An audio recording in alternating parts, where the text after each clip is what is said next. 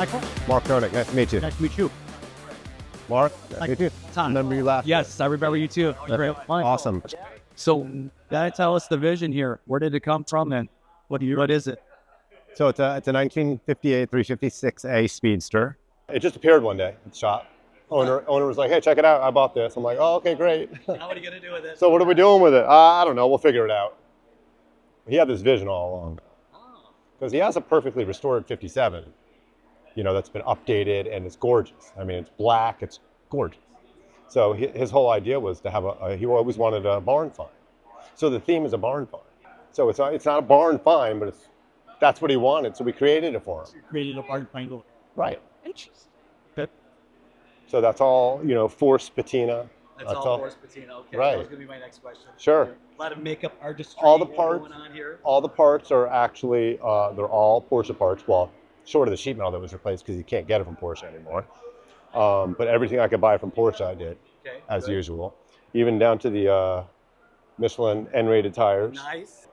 Underneath the car, front to back, is brand new. All the sheet metal, I'd say 85% or more of the sheet metal is replaced underneath, which was a challenge because he didn't want us to touch the outside of the body. We couldn't remove any of the outer panels.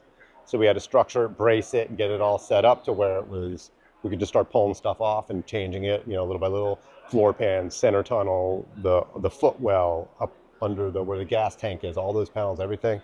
Under the hood, the battery well, everything, it's all new. So we rebuilt the car from the bottom up.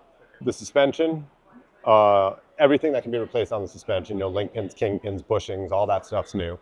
But the original components are all powder coated, which is kind of cool because it looks new. It's really cool with factory. It probably drives extremely well. Surprisingly, it does. It's a real smooth, nice ride. The factory Coney shocks. That's one of the things they still do make. So anything I could get from the factory, you know, I did buy from the factory. Engine's completely gone through. It wasn't the original engine. It is the original. It's not the original engine. It was a '64 engine in the car when we got it. So I was like, all right, so let's just do it. So I did a big bore kit, a scat style crank, head studs, rods. They're JE forged pistons in there with the Dunabar jugs. So it's 912 heads. What did he say after you completed it? This is exactly the car I wanted. No, this doesn't look dirt. This doesn't. He's like, this looks contrived. This over here looks a little. So actually, as we walk around, you'll see the steering wheel. A lot of these parts I sourced from dismantlers. The top even, that I sourced that because the top was too nice. That was on the car. The steering wheel was too nice. That was on. I mean, I still have the original component. Right. Yeah.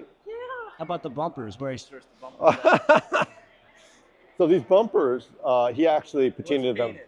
It's not.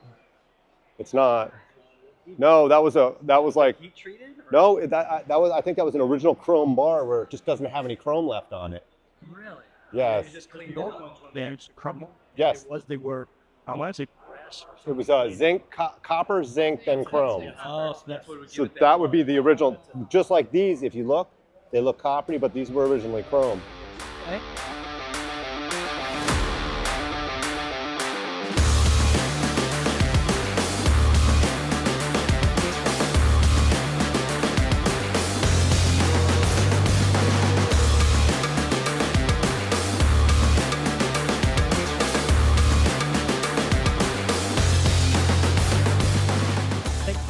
Oh, pleasure.